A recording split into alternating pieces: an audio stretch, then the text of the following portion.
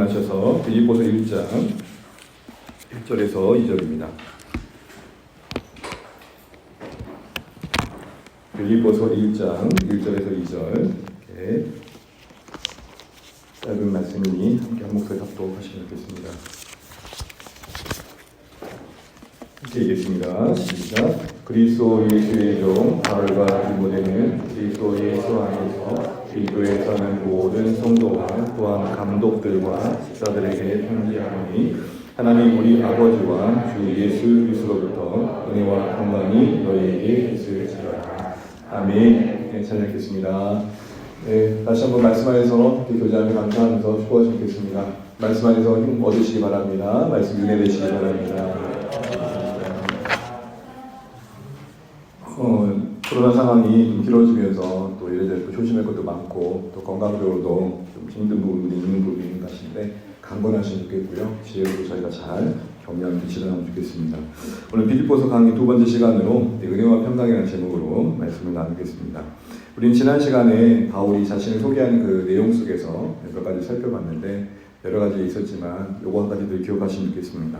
바울은 자신을 종으로 소개했다는 것. 명예로운 소개는 아니죠. 보통 우리가 소개를 하게 되면 우리 인생의 여러 양력들을 쭉 나열하잖아요. 그 자체가 잘못된 건 아니겠지만 그걸로 자신을 대신하려는 게 문제인 거죠. 그걸로 말하려는 게 문제인 것입니다.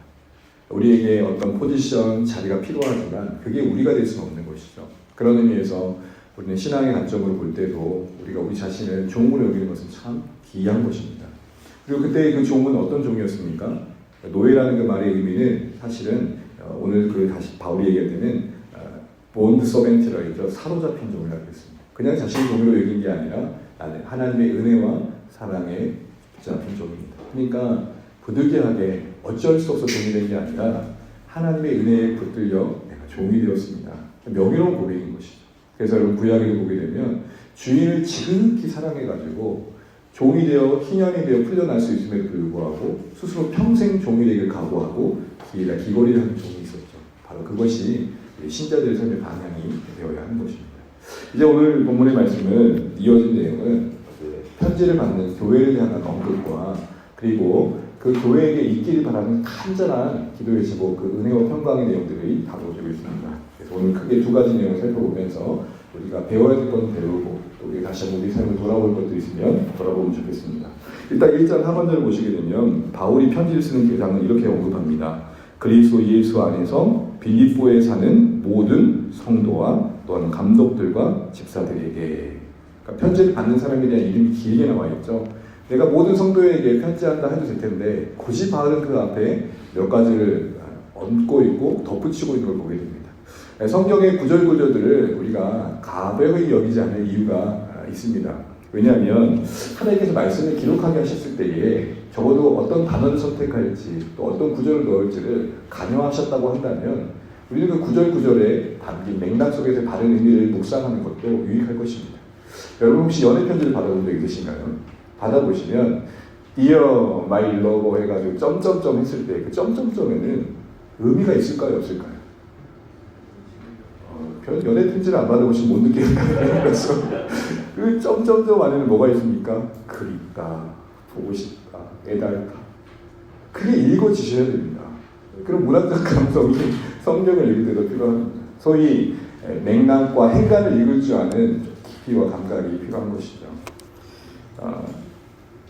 쉽게 말하면 하나님의 말씀을 읽어가실 때에 저자이신 하나님의 입장에서 이 단어와 이 구절을 왜 선택하셨을까를 고민하는 것은 이 성경의 저자이신 하나님을 존중하는 마음에 합당한 태도라는 것입니다. 애써 나는 마음을 담아 썼는데 그게 가벼이 여겨진다면 우리 마음은 어떻겠습니까?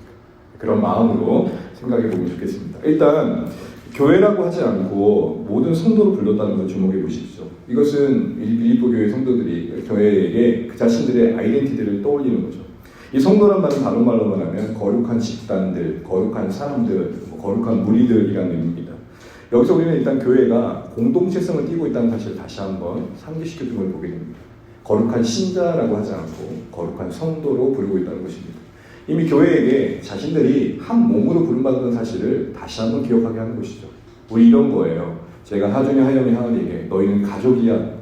개인의 이름을 부를 수 있지만 너희는 나의 가족에게 했을 때는 가족의 구성들 입장에서는 자신들에게도 이야기하는 거면서 우리에게 얘기한다는 의식이 필요한 것처럼 오늘 바울이 빌립보 교회 성도들에게 이야기할 때는 특정한 어떤 한 사람이 아니라 그 한 사람을 소중히 여기지만 모두에게 편지 쓰는 내용으로 받아들여야 된다는 것이죠. 근데 특별히 그들은 그 자신들을 뭘로 여겨야 된다는 것이죠? 성도로 여겨야 된다는 것입니다. 이 성도라는 말 안에는 중요한 의미가 하나가 있는데 그것은 구별됨입니다. 근데 이 구별됨은 신적 수동태에 의한 결과입니다. 무슨 말이냐면 선별이 아니라 선택되었다는 것이죠. 선별이라 하면 선별받는 사람의 입장에서 뭐가 있죠? 조건이 있는 것이죠. 소위 우위가 있어서 1등부터 10등이 있어가지고 그 10등 안에 들면 들어오고 그렇지 않고의 결과가 아니라는 것입니다. 선택이라는 것은 우리 모두의 입장에서는 그 어떤 조건도 없다는 것이고 또한 우리 입장에서는 그러게 은혜의 결과라는 것이죠. 부르심의 결과라는 것이죠. 이게 중요합니다. 성도란 이름 안에는 이미 우리의 의지와 우리의 공로와 또 우리의 성화의 여부의 결과로 인해 붙여진 이름이 아님을 담고 있다는 것입니다. 은혜요, 부르심이며 그리고 특별히 하나님께서 우리를 찾아와 주심의 결과라는 것이죠. 그래서 여러분 쉽게 말하면 여러분이 성도라는 이름을 들을 때마다 잊지 말고 기억해야 할 단어가 있습니다. 나는 하나님의 은혜로 성도되었다. 이미 그 단어 안에 그런 의미가 담겨있기 때문입니다. 그러니까 구별됨이라는 겁니다. 구별되어졌다는 겁니다. 구별시키신 그분에 의한 결과라는 거지 구별되어진 우리의 그 어떠함이 기여한 바가 아무것도 없다는 것이죠. 굳이 이것을 설명하려고 우리의 성도됨을 선별이 아니라 하나님의 선택이다라고 말씀드리는 겁니다. 그렇다면 여러분 구별된 성도의 삶은 어떤 것입니까?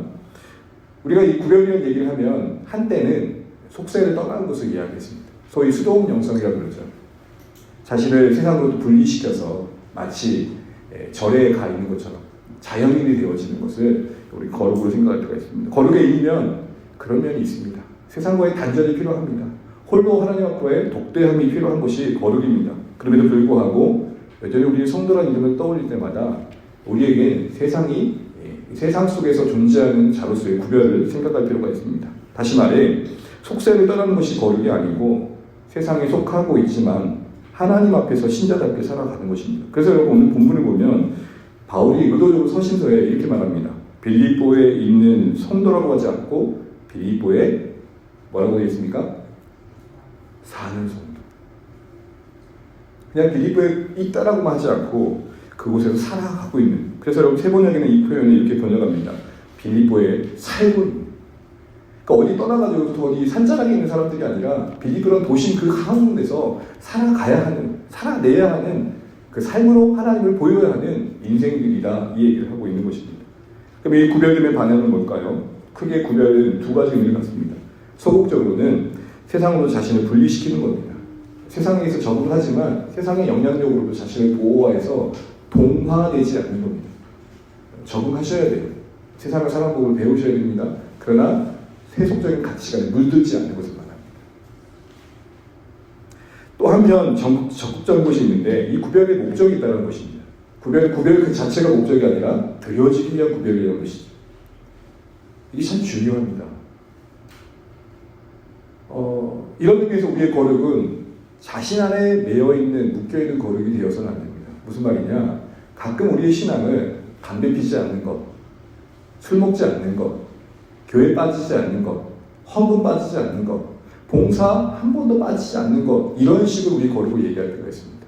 틀렸다는 게 아니라 그것은 상당히 소극적인 것입니다. 뭐뭐 하지 않는 것 정도의 신앙이 거룩이 아니고 오히려 더 적극적으로 우리에게 뭐려고 합니까? 그래서 뭐 할 건데? 라는 것입니다. 그렇게 구별해서 뭐 하려고 하는 건데? 제 오래된 기억인데 일대 양육을 받을 때 저희 양육했던 선배가 자신의 나눔을 했던 것이 기억납니다. 매일 큐티하고 바이블 리딩하고 스터디하는데 그런데 그게 부탁되더라는 겁니다. 이거 왜 하는 거지? 왜 이렇게 내가 이렇게 말씀을 배우고 또 말씀을 알아가는 거지? 그런데 그런 나눔을 했어요. 결국 집에서 설거지 도우려고 하는 겁니다. 결국 방바닥 닦으려고 하는 겁니다. 사랑으로. 무슨 말이냐면 경건이라고 해가지고 그것이 종교성으로 짙게 깔려 있어서 늘 종교 행위 안에 머물러 있는 그런 신앙이 우리에게 있을 수 있다는 것이죠. 여러분 왜 예배합니까? 왜 말씀 보세요? 왜 기도하세요? 지금의 배우자를 사랑하는 겁니다.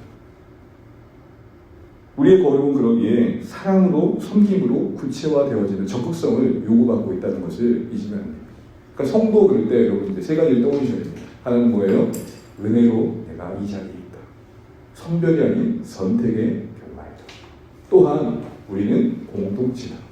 더하여 이제는 이 요구하신 거룩이 뭐뭐하지 않는 소극적인 머금이 아니라 내 안에 갇혀있는 신앙이 아니라 나만 잘하면 되지 문제가 아니라 내 안에 있는 이 받은 바의 은혜가 섬김과 사랑으로 적극적으로 구체화되어지는 거룩을 요구받고 있다. 그러니 여러분 여기서 흘린 눈물은 주방에 설거지로 가셔야 됩니다. 자꾸 설거지만 얘기해서 미안한데요. 여기서 흘린 눈물은 여러분의 가족들을 향한 피로를 치워주는 헌신으로 가셔야 됩니다. 그러니까 제가 모순을 범하는 거예요. 우리 딸이 가끔 와요. 설교 준비하고 있으면 소위 저희 입장에 귀찮게 하는 거죠. 아빠 나 안아줘. 아빠 설교 준비해야 돼. 그게 모순인 거예요. 제가 왜 설교 준비하죠? 나를 더 사랑하는 거예요. 우리는 이런 식으로 신앙생활에서 좀 이해하시면 돼요. 물론 기도 시간이 필요합니다. 여러분 그러지 않으세요? 기도하고 있는데 자녀가 와요. 야 귀찮게 하지 마. 기도해야 돼. 이건 아니라는 거예요. 왜 기도하시는 거죠? 왜 말씀 보시는 거예요? 우리의 거룩을 돌아보면 좋겠습니다. 거듭 말씀드리지만 우리의 거룩이 분명 우리 자신을 구별함이 필요하지만 그 구별의 목적이 사랑이 되어지는 적극적인 우리의 거룩 되시기를 주님으로 축복합니다. 내 안에 갇혀있는 거룩이 아니라 사랑과 섬김으로 내 삶에 확장되어져가는 적극성을 띠는 거룩 되시기를 주님으로 축복합니다. 두 번째로 볼 수 있는 것은 이 모든 성도라고만 하지 않고 두 가지 위치를 언급합니다. 소위 영적 포지션과 지역적 포지션을 언급하는데 이게 교회에 대한 중요한 이해를 우리에게 언급하는 것입니다. 여러분 바울 서신서를 주의 있게 보시면 바울은 곳곳에서 교회를 얘기할 때 너희가 그리스도 안에 있다는 것, 하나님 안에 있다는 것과 더불어 구체적인 지역 안에 있다는 사실, 그 안에 살고 있다는 사실 두 가지를 함께 늘 언급합니다. 무슨 말이죠? 균형이 있다는 것입니다.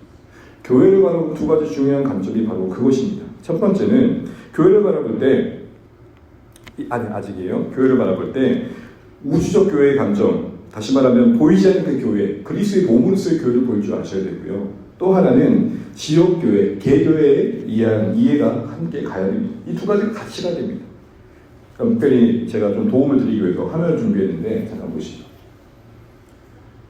예수님의 십자가의 보혈로 우리는 한 몸 된 겁니다. 이 몸 안에는 아직 누르지 마세요. 이 몸 안에는 이게 우주적 교회인데 한 번만 더 누르세요. 이게 우주적 교회인데 이 몸 안에는 남녀노소, 북미, 남미, 아프리카 하나님이 뜻 안에 부르신 모든 백성들이 가득한 거고 그리고 이 땅에 하나님 나라가 확장된다는 것은 이 몸이 충만해지는 거예요. 그래서 여러분 에베소서에서 교회가 이 땅에 존재하는 이유를 그래서 그리스도의 충만함을 설명하는 겁니다.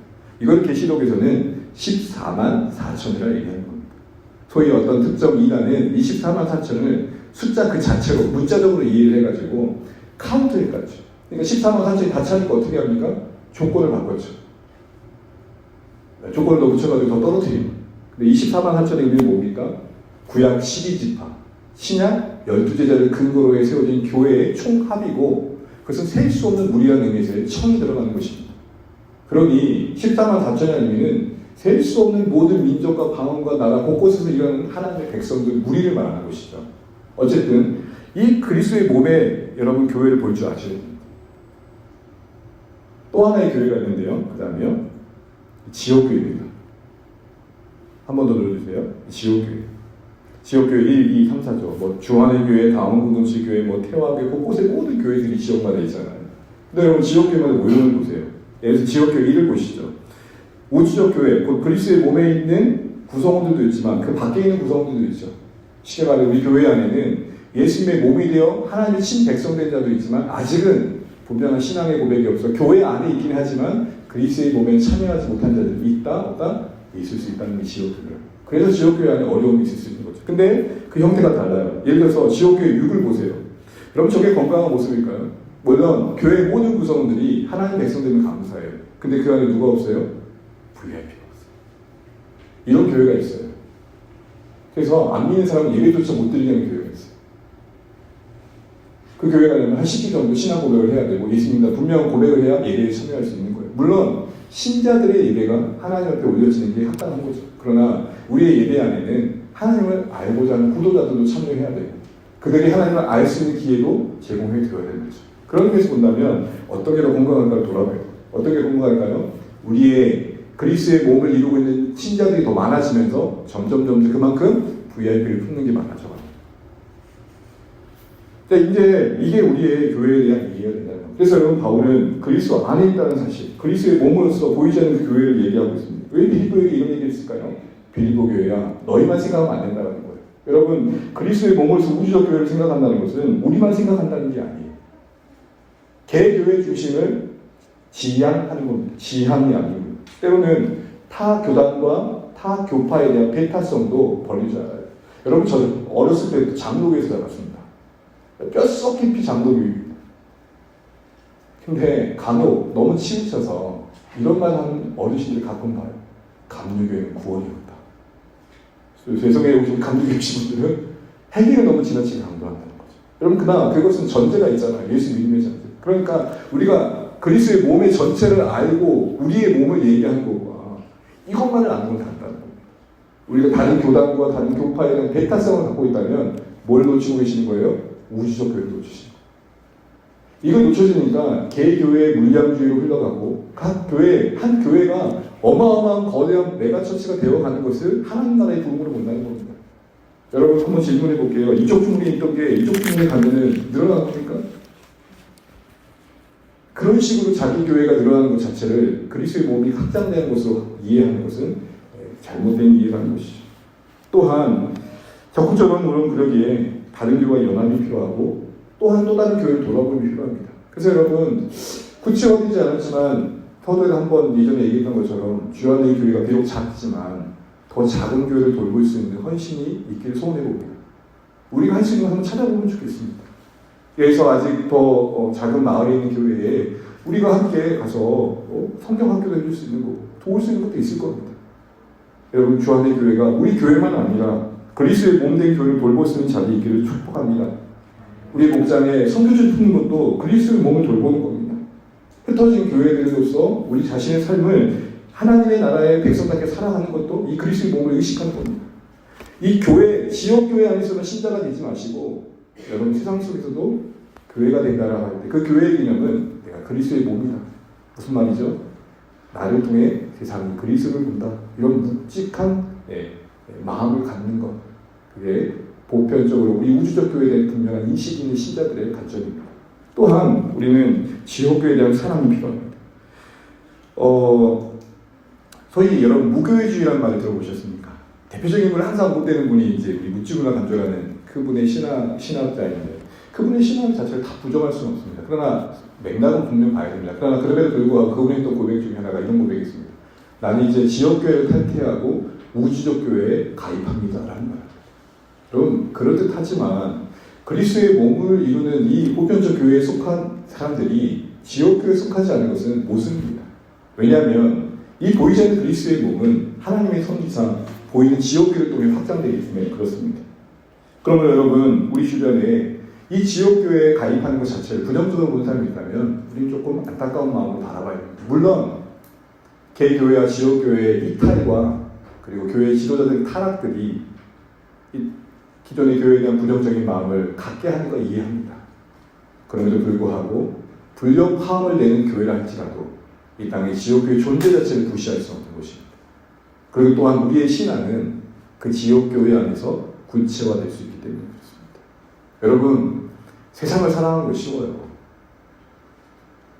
불특적 이웃을 사랑하는 거 쉽다고요. 그런데 가까운 거리에서 함께 동행하고 있고 동역하고 있는 사람들을 사랑하는 거 그리 쉬운 일 아닙니다. 그거 하라고 지옥교회 안에 들어가는 것입니다. 마치 그리스도의 몸이라는 교회 안에만 속해 있고 지옥교회를 부정하고 소위 오늘날 온라인만 떠돌고 다니는 신자들은 어찌 보면 고상해 보일지 모르지만 신앙의 훈련장으로부터 이탈한 것과 다른 바가 아닙니다. 물론 각각의 사연이 있겠죠. 그러나 바라는 것은 소위 가난한 성도라는 분들이 정말 건강한 교회를 찾는 은혜가 있길 소원합니다. 그리고 그 일에 주하는 교회가 좀 쓰임받았으면 좋겠습니다. 주의 주되심을 고백하며 평안함이 있고 사랑을 실천하는 이 공동체 안에 귀역교회에 대한 아픔을 갖고 있는 신자들이 지나가면서 또 세워지면서 교회를 사랑하고 그 사랑을 회복해서 건강한 신앙을 회복하는 그런 은혜가 있으면 좋겠습니다. 특별히 우리 가운데는 주변에 그런 분들 계실 겁니다. 소위 전 이런 사람들이 이렇게 말하는데요. 철새교육. 이 교회, 저 교회, 요 교회, 고 교회. 그 마음은 이해가 됩니다. 그렇지만 정주지 못하고 헤매고 있는 철새들처럼 이곳저곳 떠나고 있는 성도들의 여러분 우리 보면서 붙들어줄 필요가 있습니다. 왜냐하면 그 자신이 이겨내야 될 상처를 이겨내지 못하면 어디든 똑같은 문제를 붙들 수밖에 없기 때문이기도 하고 또 그들의 신앙의 유익을 위해서도 그렇습니다. 지역교회에 대한 분명한 이해가 필요합니다. 그리스도의 몸인 이 우주적 교회를 확장시켜 가시기 위해 하나님의 섭리상 곳곳에 주님의 백성들을 모아 주의 교회를 섭리 가운데 세우시는 겁니다. 주 안의 교회도 그렇게 해서 세워주시는 겁니다. 이렇게 본다면 우리의 방향성은 이 교회 개념 속에서 이런 모습이 필요합니다. 그 다음에요. 자, 이제 보세요. 그리고 그 전에 천상교회가 있는데 이 천상교회는 천상에 있는 교회를 말하는 게 아니고요. 죄송합니다. 지역교회에 속해 있는 그리스도인이 우리가 요단강을 건너면 가게 되는 교회입니다. 천상교회, 우주적 교회라고 할 때는 누구도 있을까요? 아브라함도 들어가 있는 거고, 다윗도 들어가 있는 거고, 이삭도 들어가 있는 거죠. 자, 그다음 그래서 이제 우리는 어떻게 해야 됩니까? 일단 교회 밖에 있는 사람들이 한번 교회 안에 들어와야 됩니다. 한번 눌러주세요. 또한 교회 안에 있지만 그리스도 몸 밖에 있는 사람들이 교회 안으로 들어와야 됩니다. 그때의 교회는 우주적 교회로 들어와야 된다는 것이죠. 또한 그리스도의 몸으로서 지역교회 있는 우리들은 뭘 준비해야 됩니까?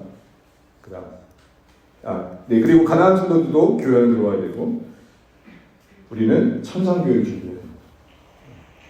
다윗을 만날 준비를 하시고 아브라함 만날 준비를 하시고 이삭을 만날 준비를 하셔야 됩니다. 이게 되려면 어떻게 해야 될까요? 일단은 지역교회는 한 번 더요. 세상을 향한 문을 좀 여셔야 됩니다. 오픈된 마인드가 필요합니다. 보편적 관점이 필요합니다. 교회 안에 특정 세대를 골라내는 것, 교회의 잘못된 방향입니다. 또한 우리가 천상계로 가기 위해서는 바로 하나님 나라가 보이셔야 됩니다. 또한 지역교회에 있지만 그리스도의 몸 밖에 있는 사람들이 이 땅에 있는 지역교회는 신자들의 모습을 보면서 그리스도의 몸으로 올 수 있어야 됩니다. 만약에 우리 안에 VIP가 있고 교회 안에 있지만 아직 예수님을 믿지 않는 사람이 있다면 교회 안에 있는 우리를 통해서 그리스도의 몸된 우리를 통해 하나님 나라를 볼 수 있어야 된다. 이겁니다. 또한 우리는 그렇게 해서 어떻게 해야 됩니까? 마지막으로 하늘이 열리셔야 됩니다. 묻습니다. 왜 우리 교회와 우리의 교회가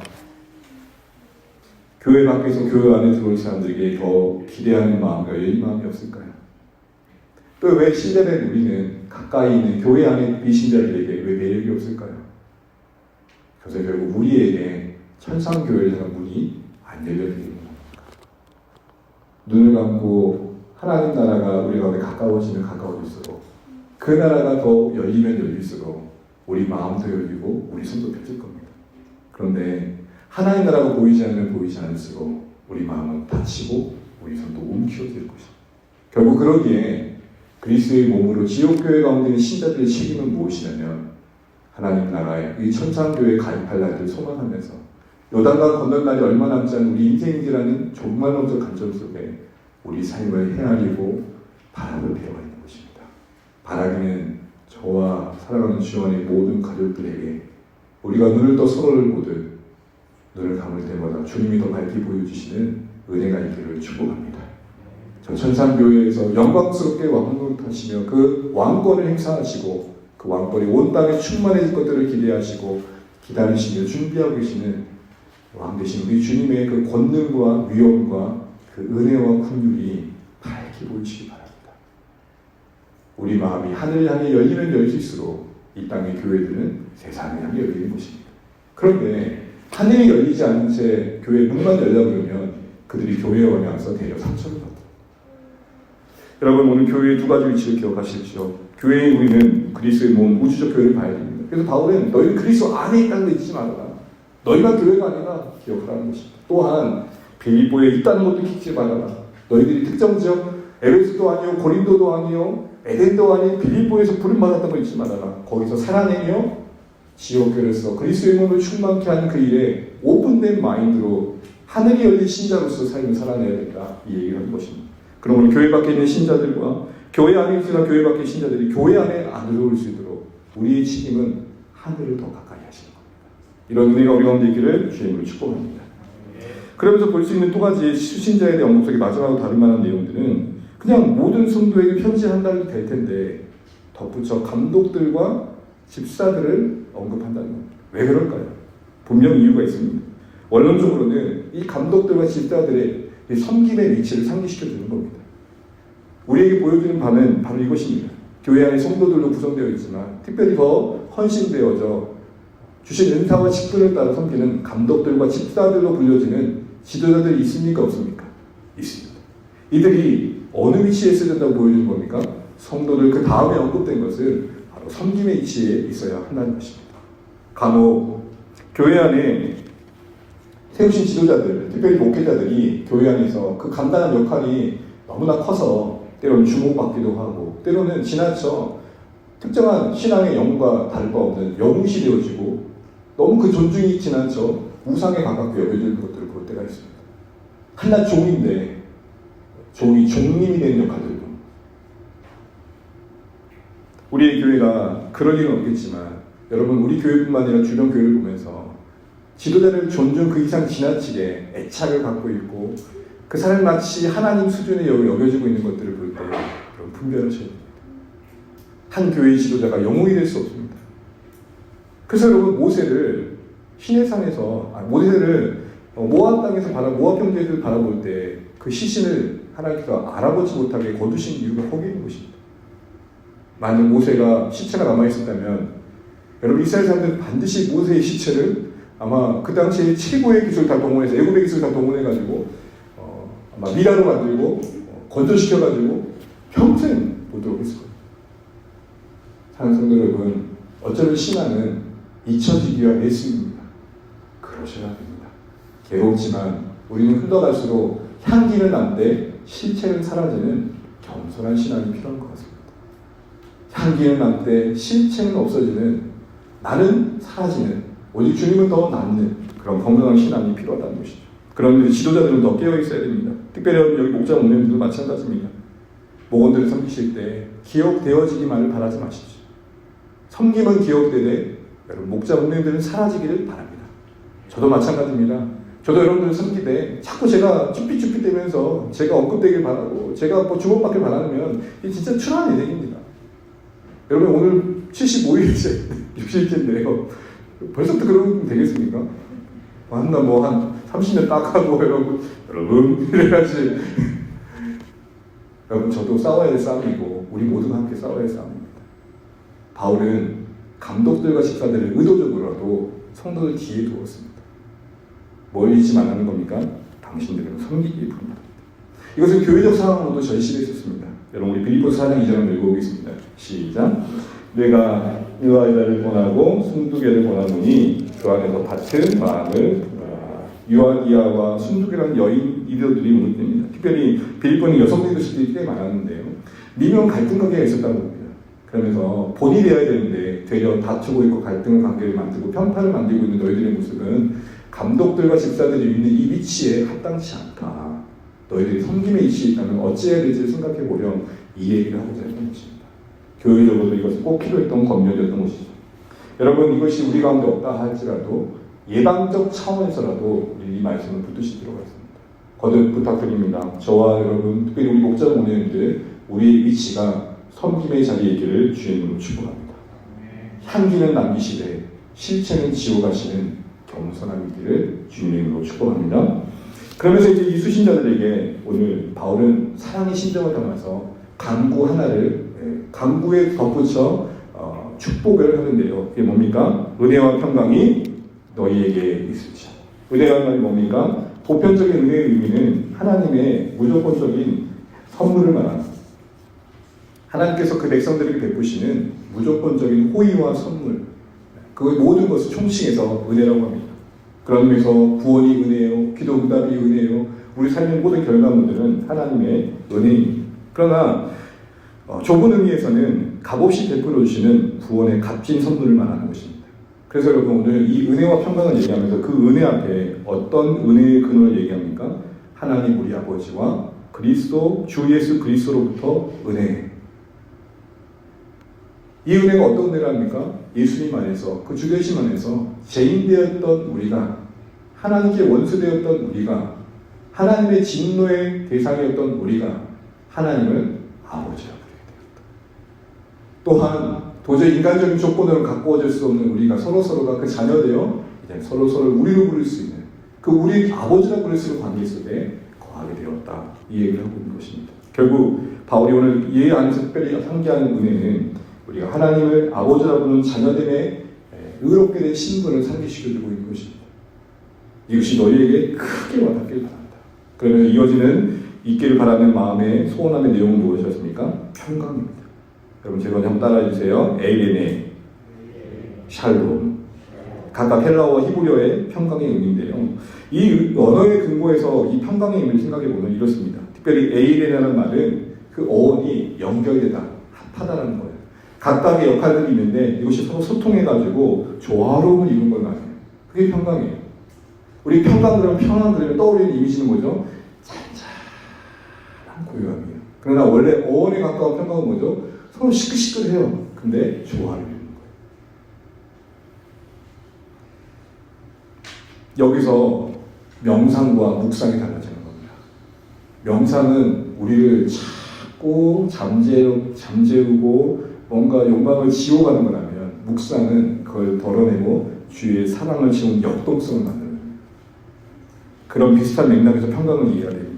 그럴 때 그 평강의 결과는 뭐냐면 보시기에 힘이 좋은 상태입니다. 그래서 여러분 이 평강이라는 샬롬의 의미 안에는 선, 굿이라는 말이 담겨 있습니다. 여러분 이거 어디서 많이 보신 거 아닙니까? 창조 당시에 하나님께서 첫째 날부터 여섯째 날까지 모든 것을 지으신 다음에 했던 종합 결론의 선언은 무엇입니까? 만드신 작품을 보시고 보시기에 힘이 하나님 작곡하신 겁니까?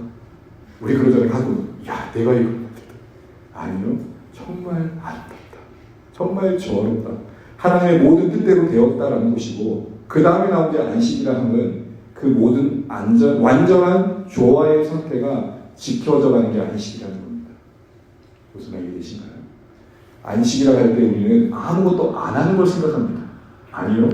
하나님이 만드신 원래의 모습이 지켜지고 보존되어지고 풍성해져 가는 게 안식입니다. 아무것도 안 하는 게 아니고요. 바로 그게 평강입니다. 이런 의미에서 이 평강을 이해하려면 관계적으로는 하나님과 관계 속에서 평강을 누린다는 바로 하나님 그 사랑에 기초한 신뢰 그리고 그 누림입니다. 특별히 이 사랑에 대한 신뢰가 있을 때 우리는 하나님 앞에 두려움과 그리고 진노의 대상이 되어서 가질 수밖에 없는 그 무서움을 떨쳐내고 제 용서받음의 자유의 평강과 그리고 그 평강에 기대어 하나님과의 사귐의 친밀함을 누릴 수 있는 겁니다. 여러분 인간은 내면적으로 본능적으로 심판에 대한 두려움이 있습니다. 이것을 두 가지 방식으로 사람들이 해결합니다. 심판은 없다. 억눌러 체면을 거는 거예요. 그럼 진짜 없는 것 같아요. 또 하나는 쾌락과 욕망을 즐김으로 지워냅니다. 잊혀지는 거죠.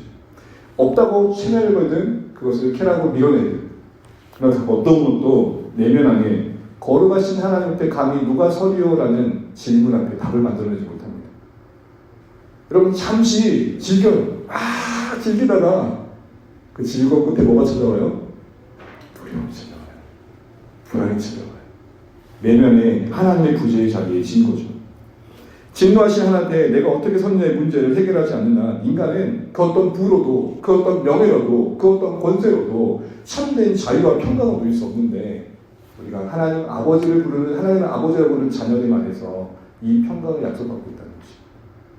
그리고 그 평강은 그 은혜의 근원이신 사랑이 깊어지면 깊어질수록 그 신뢰가 분명할수록 찾아오죠. 여러분 신자로서 우리 가운데 여전히 양심의 송사가 있죠. 네가 지키고 하나님의 자녀라고. 그럴 때 하나님의 사랑, 그 은혜가 더 크게 와닿으시기를 주의로 축복합니다. 그로 인한 평강을 빼앗기지 않으시길 바랍니다. 또한 이후에 이 안에서 하나님과의 관계 평강은 무엇입니까? 이제 하나님 우리의 아버지 되어주셔서 자녀된 우리 인생을 충분히 보장해 주신다는 겁니다. 내 생과 금생, 지금 여기서의 삶과 죽음 넘어서의 삶을 하나님께서 책임져 주신다. 그리고 평강을 누린다는 것은 지금은 고통스럽지만 장래의 영광이 보일 것이요 현재는 괴롭지만 이것조차도 합력하여 선하신 하나님을 의지하는 것입니다. 두 번째로 이런 의미에서 본다면 우리는 소유에 의존하는 불안이 여러분 평강이 아님을 알아야 됩니다. 여러분 좋은 것을 많이 누리는 게 잠시 잠깐 주는 기쁨이 있고 만족이 있습니다. 저는 이걸 이렇게 말하고 싶습니다. 유사 평강. 평강과 비슷하지만 평강은 아니에요. 그러나 더 큰 평강은 뭡니까? 소유에 의존함을 떠나서 하나님의 소유됨 안에서 누리는 자격입니다. 이건 다른 것입니다. 풍랑이 있고 거친 물, 이력이 있는 상황 속에서도 하나님의 소유됨 안에서 누리는 고요함입니다. 내 손에 무엇이 들려서 갖게 되는 만족이 있습니다. 그러나 더 큰 평강은 나를 소유하고 계신 하나님 안에서의 누림입니다. 이게 바로 하나님 관계 속에서 우리가 약속된 평강이라는 것이죠. 두 번째로 성도와 타인과의 관계의 평강은 무엇입니까? 빌립보서의 버전을 빌려본다면 한마음 한뜻 복음 위에 협력하는 것입니다. 이게 평강이 있는 것입니다. 우리가 평강이 있다는 것은 그냥 서로 싸움이 없고 다툼이 없는 정도가 아닙니다. 여러분 부부관계를 예를 들어볼게요. 부부관계가 평강이 있다는 것은 싸우지 않는 게 아닙니다. 그 안에 적극적인 소통이 있고 신뢰가 있고 함께함으로 인해 만들어진 그림이 있는 것이죠. 그러니까 그런 거 생각해 보세요. 그런 의미에서 여러분 생각해 볼 것이 있어요. 진짜 이 평강이 만들어지는 구체적인 실천은 생각을 잘 지키는 겁니다. 그래서 여러분 바울은 평강을 이야기하면서 생각을 잘 지키는 걸 이야기합니다. 우리 빌립보서 4장 7절 8절 한번 읽어보겠습니다. 시작. 그리하면 모든 지각에 뛰어난 하나님의 평강이 그리스도 예수 안에서 너희 마음과 생각을 지키시리라. 끝으로 형제들아 무엇이든지 참되며 무엇이든지 경건하며 무엇이든지 옳으며 무엇이든지 정결하며 무엇이든지 사랑받을 만하며 무엇이든지 칭찬받을 만하며 무슨 덕이든지 무슨 기름이든지 이것들을 생각하라. 아멘. 이것들을 생각하라. 그것이 평강 있는 인생이다 라고 말하면서 언급되어진 게 뭡니까? 경건한 걸 생각하고 진실한 걸 생각하고 정말 옳을 만한 게 무엇인지 생각하고 사랑받을 만한 게 무엇인지 생각하고 칭찬받을 만한 것이 무엇인지 생각하고 항상 하나님 앞에서 내 생각들이 은혜롭길 바란다. 너희들이 그렇게 은혜롭다는 게 평강이 있다는 증거다 얘기하는 겁니다. 구체적으로 여러분 우리 생각을 지킨다는 건 뭐예요? 오해가 찾아올 때가 있어요 없어요? 저만 그렇죠. 오해가 찾아올 때 뭘 택해요? 이해를 택하는 것입니다. 섭섭함이 찾아올 때가 있어요 없어요? 그럴 때는 감사와 고마움을 생각하시는 겁니다. 이익을 생각할 때가 있어요 없어요? 그때는 유익을 생각하시는 겁니다. 질투와 시기가 찾아올 때가 있습니까 없습니까? 있습니다. 그때는 적극적으로 인정과 칭찬하기를 선택하는 것입니다. 또한 우리 안에 비평적인 관점을 바라볼 때가 있습니다. 그때는 어떻게 하면 전체를 살릴까 하는 대안을 방향의 생각을 지켜가시는 것입니다. 어쨌든 여러분 성도 간의 평강이 있다는 것은 한마음 한뜻 협력이요 그것의 구체적인 몸부림은 생각 지킴입니다. 우리 안에 하나님의 은혜 안에 누린 평강이 있다는 것은 적어도 생각의 방향이 내 이익보다 유익을 택하고 오해하는 쪽보다 이해하는 쪽으로 흘러가는 것이 평강이 있다는 증거입니다. 자, 성도들 이 평강을 누리시기를 주님으로 축복합니다. 또 우리와의 관계 속에서의 평강은 무엇입니까? 나를 비하하는 것이 아니라 나를 존중하고 기이 여기는 겁니다. 또한 수많은 비교 속에서 초라해지는 게 아니라 소명의식을 확고히 하는 것입니다. 여러분 영화를 비유해 볼게요. 영화에 조연들이 있습니까? 조연들 있지 않습니까? 그 조연들이 주연이 됐다 생각해 보세요. 제 조연으로서 지금 여기서 총 맞고 쓰러져야 돼요. 그럼 멋지게 쓰러지게 그 영화를 살리는 거예요. 근데 이렇다고 생각해 보세요. 감독이 죽으라고 싸이는데 이러고 있으면 네, 죄송해요 유튜브. 그러면 영화가 죽어요. 가장 멋있는 인생은 내게 주어진 기록과 복으로 사는 것입니다. 이게 평강입니다. 가장 나다워지는 것. 언제 여러분 평강이 깨질 때 어떻게 됩니까? 나답지 않아져요. 그런데 이상해요. 평강이 우리 가운데 이런 관계 속에서 이런 모습들로 드러난다는 것입니다. 근데 여러분 중요한 것은 이제 마지막이에요. 그 평강에 앞서 뭘 먼저 언급하고 있다는 거예요? 네? 은혜를 먼저 언급합니다. 항상 성경을 보세요. 평강과 은혜라고 하지 않아요. 뭐라 그래요? 은혜라고. 거듭 말씀이죠. 성경의 구절의 순서와 언어의 선택들 속에는 하나님의 뜻이 나옵니다. 평강에 앞서 뭐가 있습니까? 은혜가. 이건 놓치시면 안 돼요. 그러면 여러분 앞서 언급했던 평강이 이루어지지 않을 때 우리 어디로 달려가야 돼요? 은혜로 달려가시죠. 내 의지와 내 노력과 결단의 결과가 아니에요. 은혜로 달려가셔야 돼요. 십자가로 달려가셔야 돼요. 은혜의 원천 그것이 토양이 되고 영양분이 되어 내 안에 치워지는 게 평강이기 때문에 그렇습니다. 그러므로 여러분 내 행위로 하나님 앞에 설 책임을 져야 한다면 소망이 없을 텐데 끝없이 괴로울 텐데 여러분 그때 은혜를 달려간 게 무엇입니까? 그런 줄 알고 용납하신 십자가가 보일 때 몸부림처럼 떨쳐내서 제 의식으로 자유가 만들어지는 것이죠. 하나님 우리에게 이렇게 말씀하지 않잖아요. 내가 너 안아줄 테니까 요만큼 네가 달려오라고. 아니요. 하나님은 넘어진 그 자리에 찾아와 우리를 안아주시죠. 그게 십자가죠. 우리가 하나 되어오자 한다고 할 때 하나 되자고 해서 하나 됩니까? 안 됩니다. 그때 우리가 하나님 앞에 우리가 어떠한 죄인으로 용납받았는지 기억할 때 진짜 우리가 만들어지는 것이죠. 으쌰으쌰 한다고 하나 됩니까? 같이 볼링 치러 가고 당구 치러 가고 여러분 운동해야 하면 하나 됩니까? 아닙니다. 은혜가 필요한 거죠. 은혜만큼 용납할 공간이 만들어지고 은혜만큼 이해할 공간이 만들어지고 은혜만큼 내 생각이 지켜지는 것이죠. 이 세상에서 나 혼자만 있다고 생각되어진 외로움과 또 삶의 짐에 무거울 때 여러분 평강이 사라질 때 여러분 어디로 가야 됩니까? 은혜로 가야 됩니다. 십자가의 희생을 치를 만큼 나를 위해 주신 하나님의 신실함을 바라봅시다. 로마서 8장 28절에 자기 아들을 아끼지 아니하시고 우리 모든 사람을 내어주신 이가 어찌 그 모든 것을 우리에게 주시지 않겠느냐. 바울은 신자들에게 다른 그 어떤 것도 아니라 십자가에 자신을 내어주신 하나님의 사랑에 기초하여 그 곤고한 성도들의 삶의 필요를 바라보라고 얘기합니다.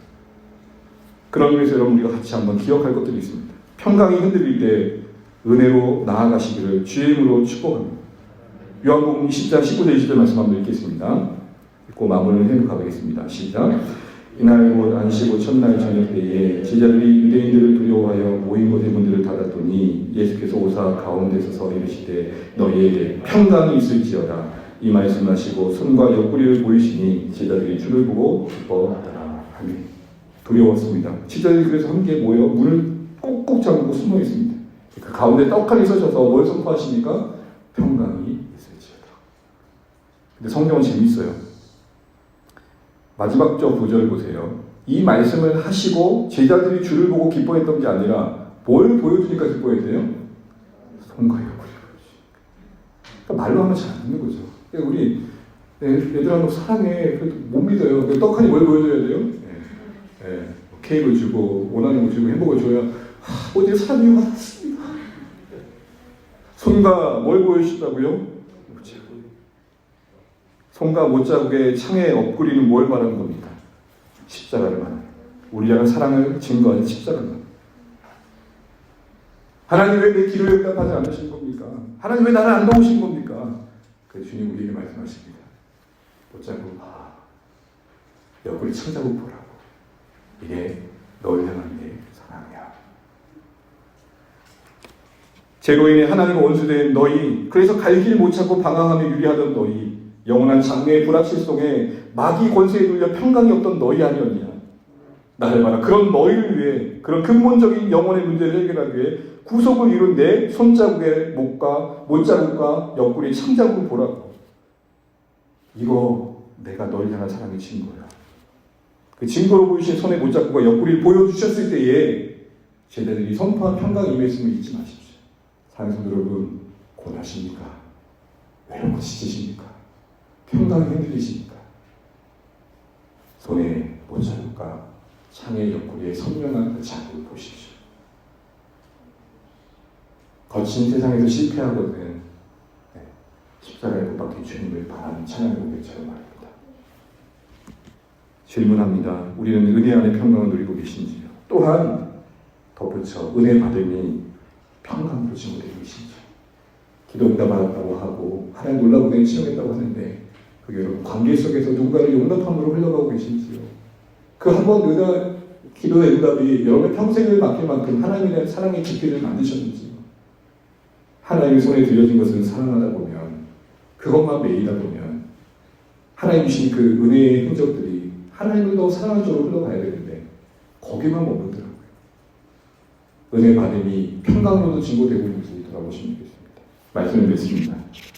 오늘 바울은 편지를 받는 빌립보 성도들을 그리스도 안에 있고 빌립보에 산다고 언급하고 있고 그들이 성도이며 또한 덧붙여 감독들과 식사들의 위치를 뒤에 붙여 기억하고 있습니다.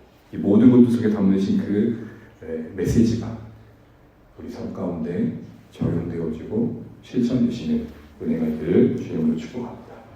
이 평강이 흔들릴 때 손에 못자국과 상의 옆구리의 천장으로 우리에게 증거하신 그 표시를 다시 한번 확인하시고 그 사랑에 힘입어